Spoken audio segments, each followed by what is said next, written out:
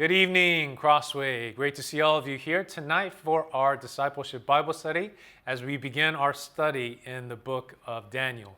Before we get into our study tonight, I just have a few announcements. The first one is come join us at Brea Community Center for our Sunday outdoor worship. All of the details are listed there on the website. Just one thing to note. On the 15th, so not this Sunday, but the following Sunday, we will be changing all of our worship times to 10 a.m.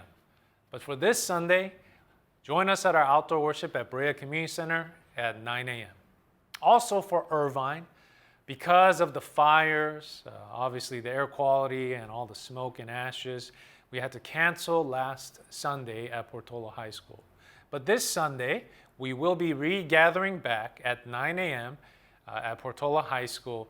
And once again, it's the same website address. You can go there for all the details and to sign up to join us for our Irvine outdoor worship. So hopefully, we'll see some of you guys out there for both campuses. All right, with that said, let's just jump into our study for tonight. So, as you know, if you've ever studied or heard a sermon about Daniel, there's so many wonderful and spectacular stories, right? If you've grown up in the church, you've heard of maybe Daniel in the lion's den, or you've heard these weird names like Shadrach, Meshach, and Abednego. And so, yes, there are some wonderful stories that we can zoom in on, individual narrative stories, and we can learn some very valuable lessons from them. But it's also very important to zoom out. Because in the book of Daniel, it's done in a very provocative, intentional way for you to realize that we ought to not only zoom in on the individual stories, but to zoom out to see one great figure that's working behind the scenes, which is God himself. So if you look at Tremper Longman, he reminds us of this truth by saying, quote, in his commentary, the Bible is a book about God, and Daniel is no exception. While the narrator does frequently zoom in his camera and focus on the adventures of Daniel and his friends, he pulls it back just frequently enough to remind us that there is one working behind the scenes who is the true hero of the story. So, as we go and start this journey into this wonderful book, I just want to get us started to remind us that we ought to zoom in on the wonderful individual narrative stories and to learn some very valuable lessons that will help us in our journey of faith. But also, we will always just try to take a step back and zoom out to be able to really see what God is doing in the background, controlling all things, so we could always learn about the greater purposes and the greater wonderful lessons about our God. So tonight, as we look at chapter 1, and as we look at this rich, wonderful chapter, I want to do that simple thing. We want to zoom in on these 4 individual characters that we'll be introduced to today, to learn some very valuable lessons from them, but also to zoom out to be able to see what the true hero, God himself, is doing in the midst of chapter 1 of Daniel. So, let's get started. Our first point tonight that we'll be learning from these 4 individuals is that we ought to be faithful to God wherever we find ourselves. So, where did they find themselves? Well, let's look at verse 1 of chapter 1. And it says this: in the 3rd year of the reign of Jehoiakim, king of Judah, Nebuchadnezzar, king of Babylon, came to Jerusalem and besieged it. And the Lord gave Jehoiakim, king of Judah, into his hand, with some of the vessels of the house of God. And he brought them to the land of Shinar, to the house of his God, and placed the vessels in the treasury of his God. See, these beginning verses gives us a historical context of the book. All right, it was around 600 BC. And Babylon, or the Chaldeans, led by Nebuchadnezzar, had seized and plummeted Jerusalem. Then the passage goes on to tell us more detail of what happened. Let's look at verse 3. Then the king commanded Ashpenaz, his chief eunuch, to bring some of the people of Israel, both of the royal family and of the nobility, youths without blemish, of good appearance, and skillful in all wisdom, endowed with knowledge, understanding, learning, and competent to stand in the king's palace and to teach them the literature and language of the Chaldeans. So, King Nebuchadnezzar commanded to get the best men from Israel to be a part of his team and advisors. From the royal family, men without physical problems, smart, handsome, able to learn quickly and to understand. This is also referenced in 2 Kings 24:14, just so that you're aware. In that verse, it says this: King Nebuchadnezzar took 10,000 captives from Jerusalem, including all the princes and the best of the soldiers, craftsmen, and smiths. So only the poorest people were left in the land. So this is where we find our story. Babylonia is in charge, and they want to take the best of Israel, in essence, and to make them good little Babylonians, right? To teach them to speak the language, to learn the Babylonian literature, even to have their names changed. And at this point, we are introduced to these four characters, very important Jewish youths. It says in verse 6, among them were Daniel, Hananiah, Mishael, and Azariah of the tribe of Judah. And the chief of the eunuchs gave them names. Daniel, he called Belteshazzar. Hananiah, he called Shadrach. Mishael, he called Meshach. And Azariah, he called Abednego. So their names were changed from Jewish God-fearing names, like Daniel, which means God is judge, to Belteshazzar, right? Which is, may the God, right, this idol god Bel, protect your life. So all of this is happening. So this is the context of where we find these four individual youths. And in the midst of this new land, new ideas, ways of thinking, this is what it says about Daniel in verse 8. It's the main crux of chapter 1. It's where the main conflict arises. And in verse 8, it says this. I want you to read with me. But, and that should clue you in, but Daniel resolved that he would not defile himself with the king's food or with the wine that he drank. Therefore, he asked the chief of the eunuchs to allow him not to defile himself. Daniel makes a remarkably courageous decision because he rejects the menu of the king. And to reject the menu of the king meant to reject the king's orders, which could mean that his life could be in danger for going against the king's orders. But in his heart, the passage tells us, he resolved to, he purposed in his heart to still ask this, to go against the king's orders. And the question has to be, why? Was Daniel just being difficult? Right? Did he not like the food? Was he on some sort of vegan diet? And we can be like Daniel, what's the big deal? Kind of just go with the flow. Just eat the food and the drink. Just follow the ways of Babylonia. Right? There's like a saying, when in Rome, do as the Romans do. Daniel, what's the big deal? Just kind of go with it. And I don't know if you've ever traveled the world. And what's interesting is that if you do travel, you better understand that sometimes what is appropriate in one culture might be offensive in another culture, right? For example, you should never touch a person's head in Thailand. Or you should never point your feet at someone because that's seen as very disrespectful, especially to a picture of the royal family or the king of Thailand. I don't know if you knew, chewing gum in Singapore is illegal.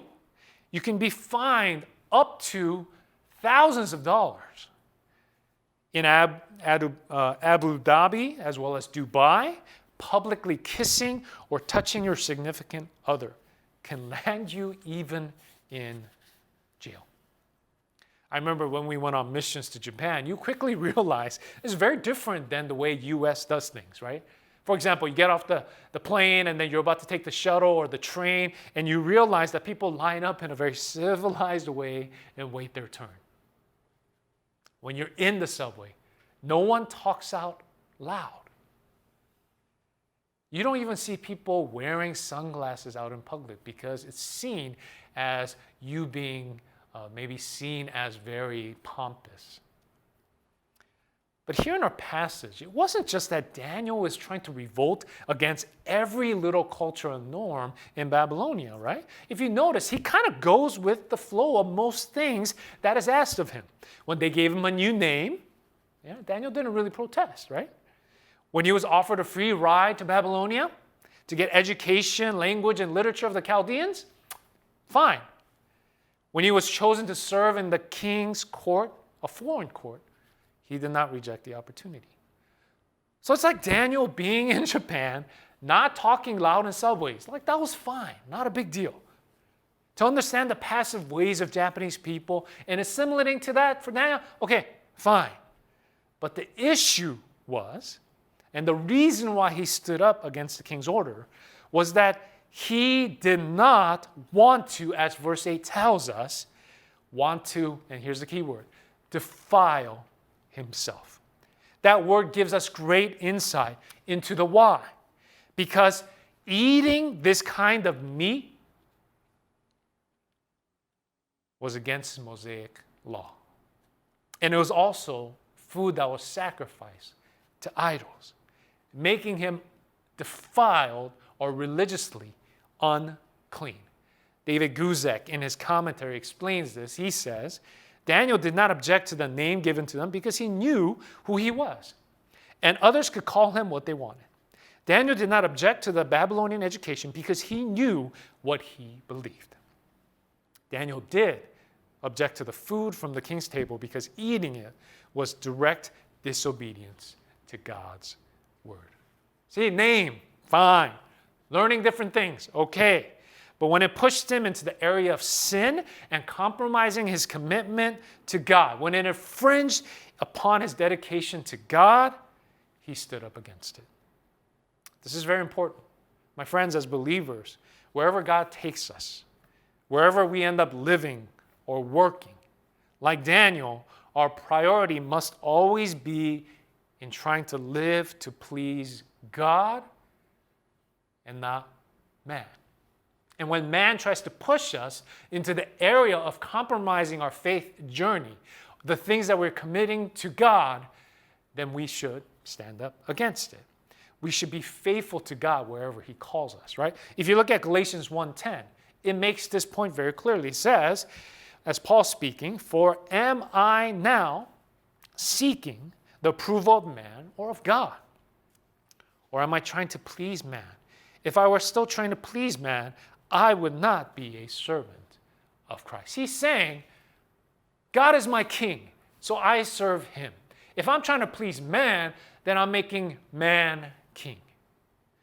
In 1 Thessalonians 2:4, once again, Paul speaks. He says, but just as we've been approved by God to be entrusted with the gospel, so we speak, not to please man, but to please God who tests our hearts. See, God knows our hearts. And for Daniel, although he was okay with maybe, learning the language, maybe even people calling him different names, his heart was fully dedicated to God. And he wanted to be faithful to God wherever he was. And you see, for all of us, when we enter the world, we will get pressured or to conform or to adapt our way of thinking to the world, right? And maybe it's a new company, school, or some other institution, and maybe we might be asked to change our way of thinking. And some things are fine, but we need to be careful that we don't conform to the patterns of sin in this world. This is why in Romans 12:2 it tells us clearly, do not be conformed to this world, but be transformed by the renewal of your mind. That by testing you may discern what is the will of God, what is good and acceptable and perfect. See, don't follow the way of the world, especially in the area of sin, but to renew your mind so you can figure out what the will of God is and to be able to walk in that. See, for Daniel, although this protest was in contrast to the social law of the land, and to be honest, his life could be in danger, he had a greater calling to be faithful to God, not to the king, wherever he was called. The question is, where are you called? Maybe it's your job, your position, your sphere of influence, maybe even just in this world. Is it asking you to compromise your commitment to God? Can we stand up against the things that go against God? And to stand firm and to know that we live to please our Maker and Savior, our one audience, our God.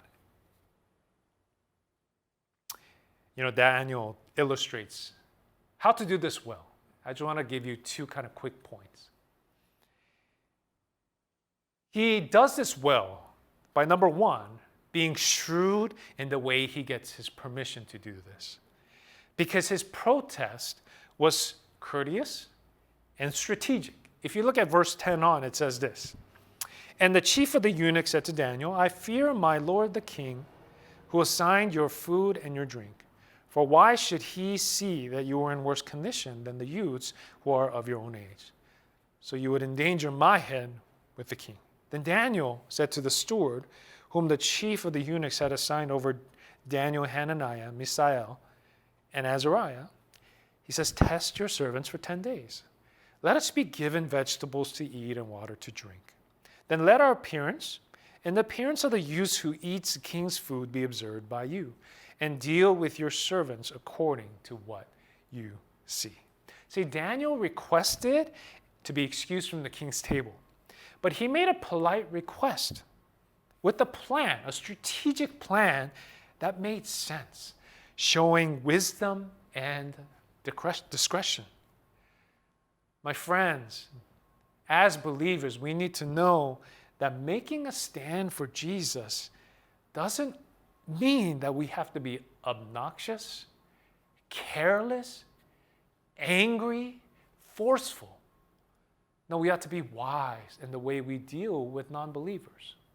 And we see that here, that he is so shrewd in the way he gets his permission by being wise.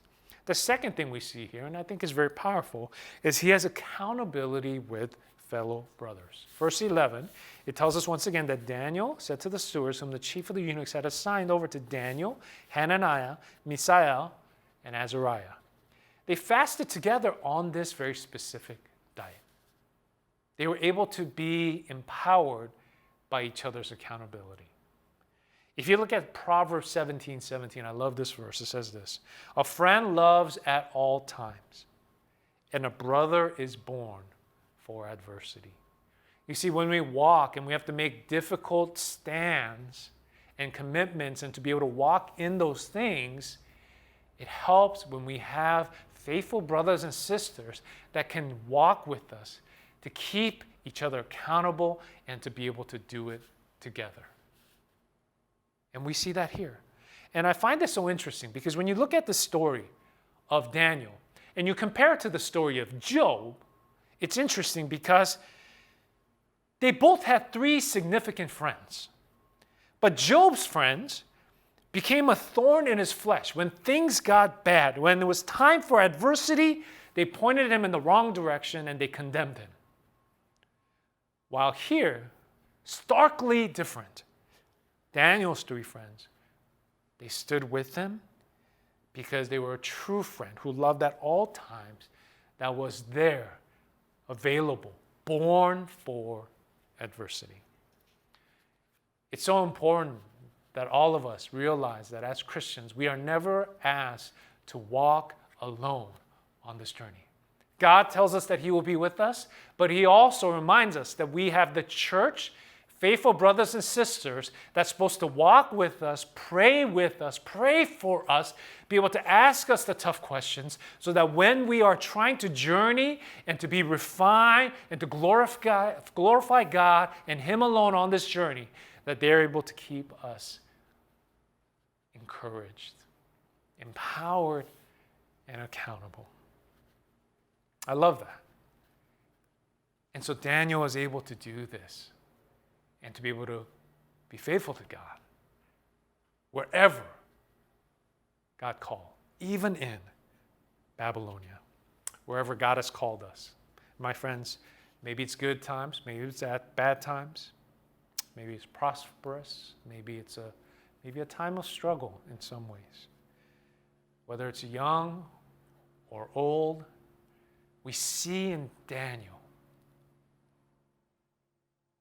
an ability to stand for what is right, to be able to know in his heart whom he ultimately serves and who is truly his king. And I pray that we would be faithful to our God in that same way, to be challenged in that same way. Now, as we zoom out, we're going to look at point 2. Because we do see God working all throughout chapter 1. So the second point is this, that we ought to know that God is in control of our lives, even in life's ups and downs and uncertainties. See, Daniel is in a precarious and kind of uncertain time, right? You can imagine. He has left his home, left his family, and asked to be a part of a world that he was just not familiar with. It was obviously not ideal circumstances.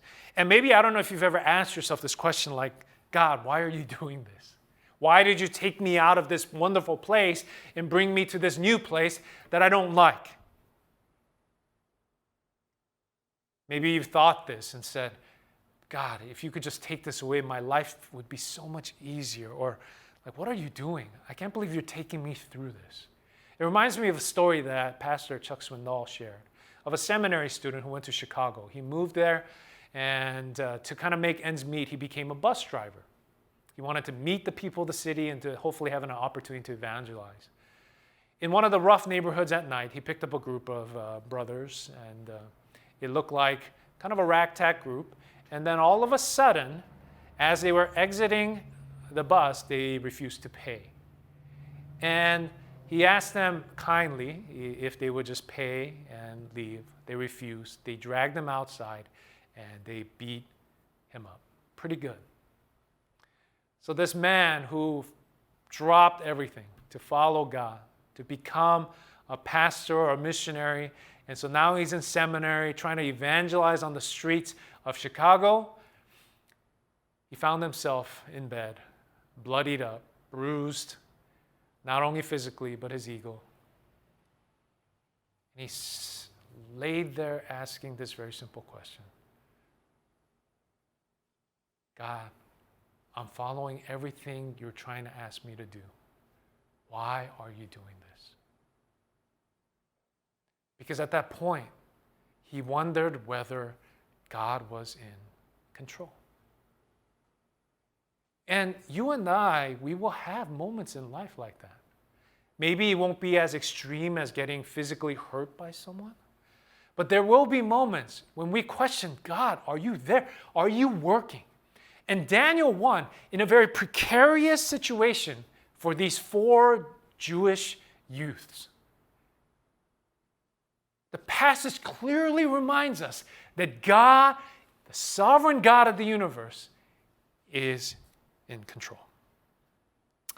We see his fingerprints everywhere.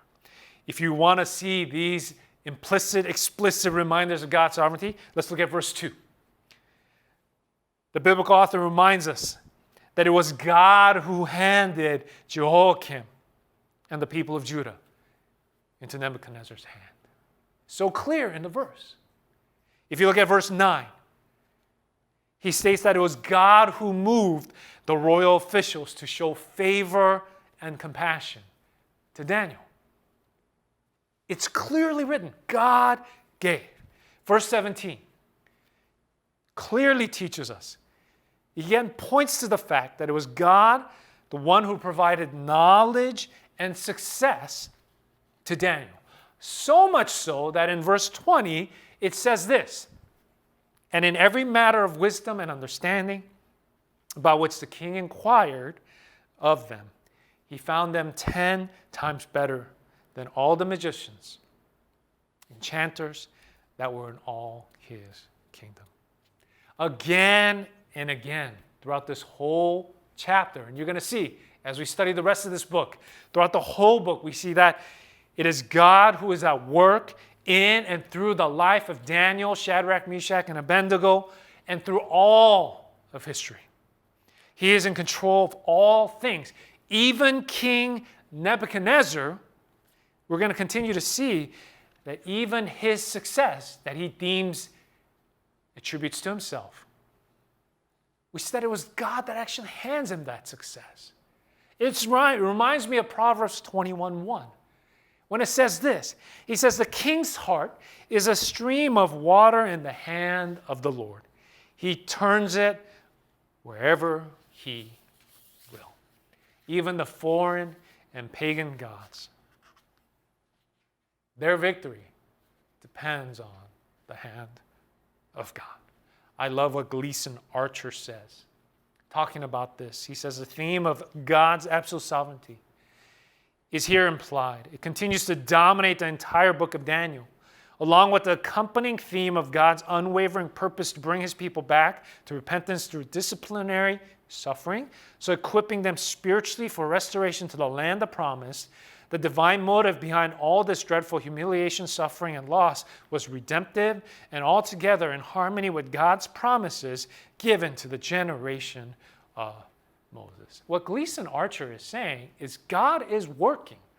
He has a purpose, and his purposes are good. And at times, it could look painful, it could look chaotic, and at times, it can seem like it's an uncertain time in an uncertain place. And yet, you have to take that zoom-out perspective to be able to realize that God is at work.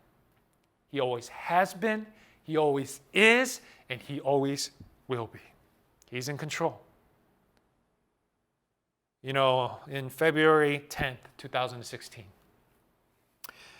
one of the head coaches of the NBA, Monty Williams, his wife Ingrid died from injuries sustained from a car crash in Oklahoma City. She was driving down the road. A vehicle lost control, crossed over onto her side, and hit her head to head. And a terrible, terrible thing. But what was so impressive was what actually the husband, Monty Williams, an NBA coach, shared as a eulogy at that funeral. And it's all about just knowing that God is in control and to be able to know that what matters is God. And so I want to just kind of point you to that. So take a look at his eulogy right now. This is hard for my family, but this will work out. And my wife would punch me if I were to sit up here and whine about what's going on. That doesn't take away the pain. But it will work out because God causes all things to work out.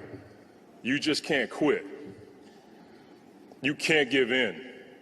See, the Bible says Satan comes to steal, kill, and destroy. And America teaches us to just numb that, and it's not true, but it is true. All you got to do is look around you. Get outside of these walls, and you know it's true. This will work out. Doesn't mean it's not hard. Doesn't mean it's not painful. Doesn't mean we don't have tough times, and we're going to have tough times. What we need is the Lord. And that's what my wife tried to exhibit every single day. Now, I'm going to close with this, and I think it's the most important thing that we need to understand. Everybody's praying for me and my family, which is right. But let us not forget that there were two people in this situation. And that family needs prayer as well. And we have no ill will towards that family. In my house, we have a sign that says, "As for me and my house, we will serve the Lord." We cannot serve the Lord if we don't have a heart of forgiveness. That family didn't wake up wanting to hurt my wife. Life is hard. It is very hard. And that was tough. But we hold no ill will towards the Donaldson family. And we, as a group, brothers united in unity, should be praying for that family because they grieve as well. So let's not lose sight of what's important. God will work this out. My wife is in heaven.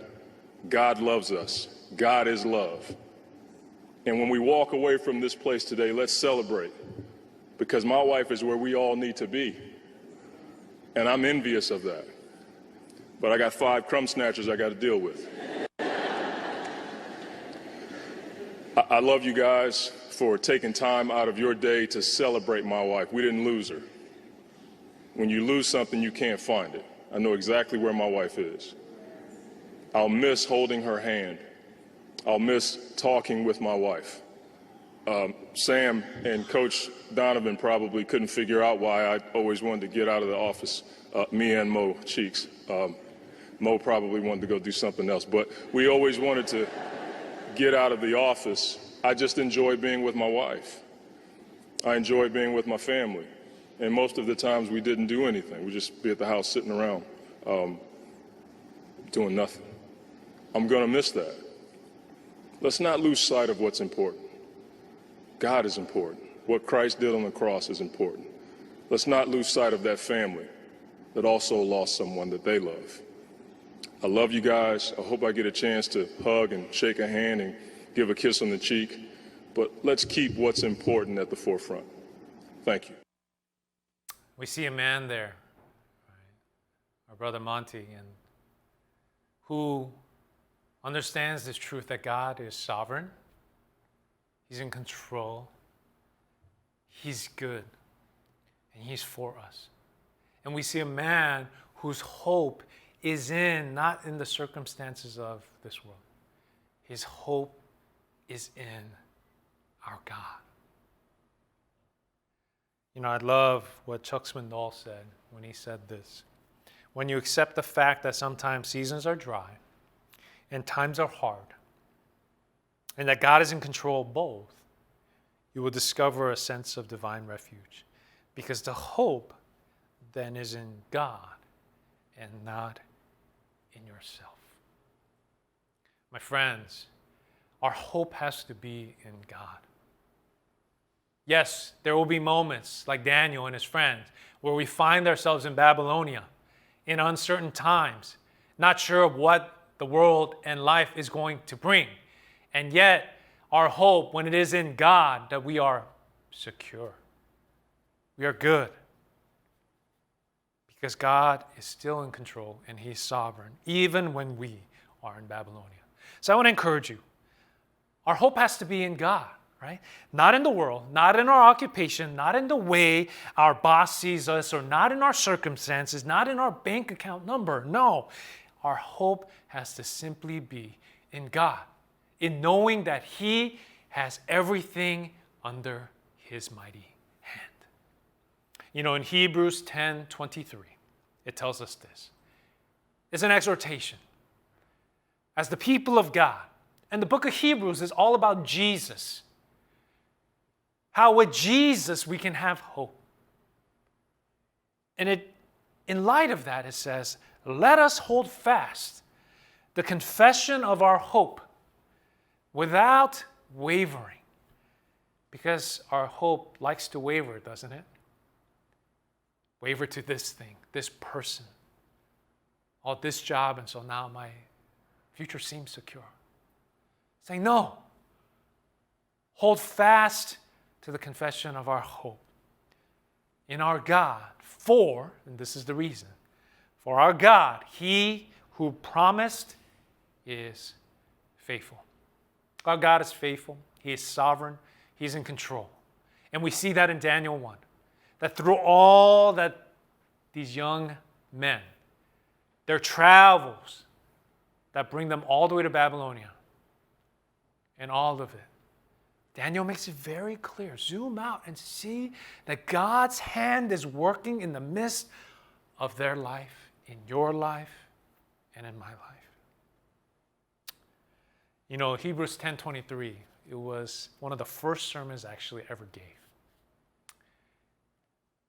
And it still stays with me.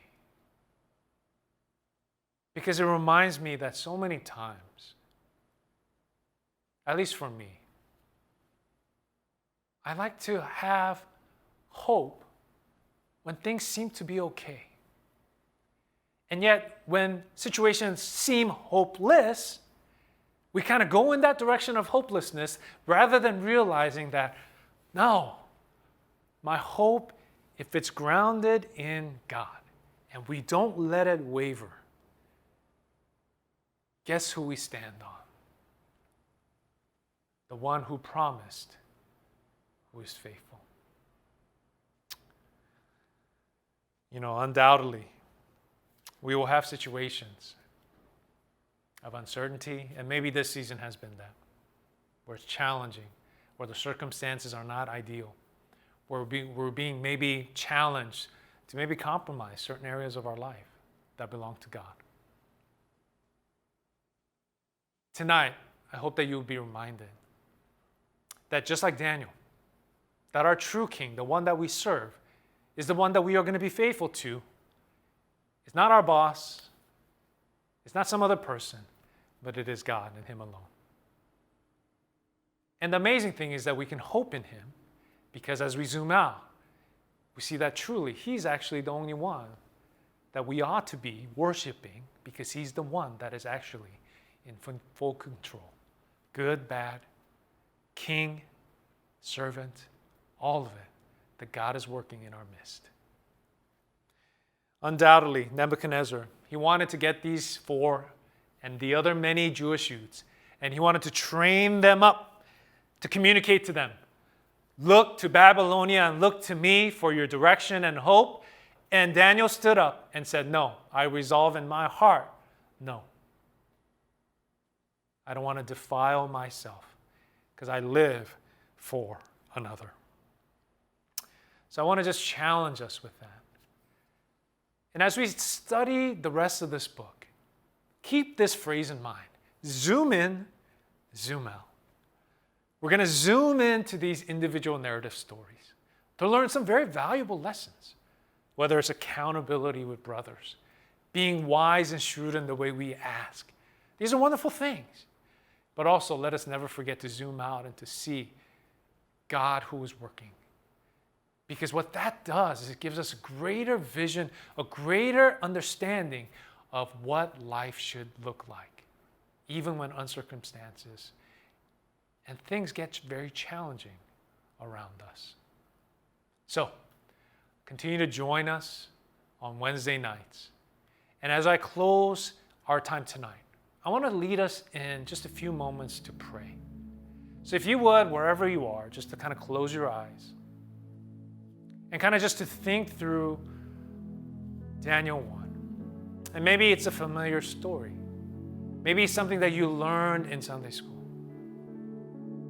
But the question has to be, where's your hope? Are you able to be faithful to God in a world that constantly asks us to compromise our ways and our dedication and commitment to God? So I want to give you a few moments to pray. Let's pray asking for his help to be faithful to him and to him alone, as he is always faithful and sovereign over all things, so that we will recognize that, we will recognize his hand, and to truly place our hope in him.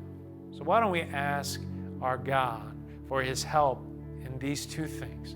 So let's pray together now.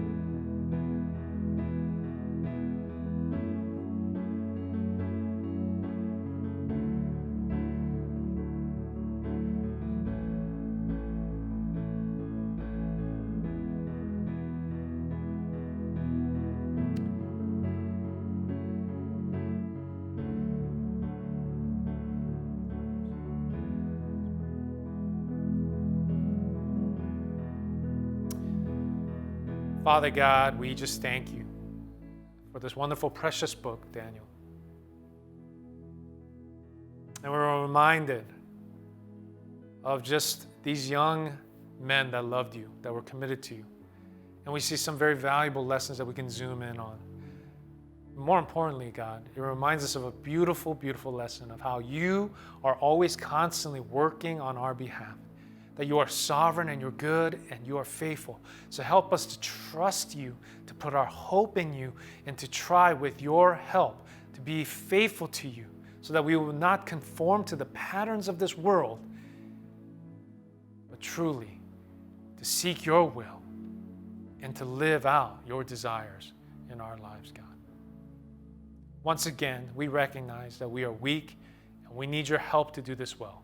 So we come asking for your help and your grace in this. We thank you for tonight.